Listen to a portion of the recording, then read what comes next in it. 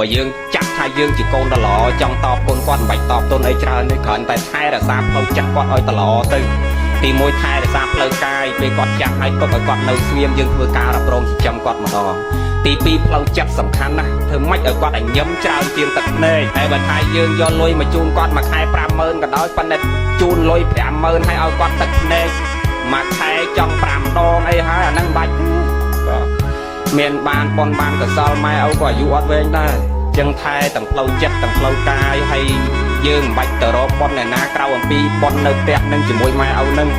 មើលឲ្យឃើញហ្នឹងហ่ะមិនមែនថាប៉ុននៅវត្តអត់បានប៉ុនទេប៉ុន្តែព្រះក្នុងផ្ទះនឹងយើងគួរប្រតិបត្តិដោយអាចារ្យចុងអាចារ្យអ៊ូថាម៉េចក្រមងុយក៏ថាម៉េចភូមិធម៌ភូមិសុខភូមិប៉ុនទៅមុខកូនរកមិនត្រូវ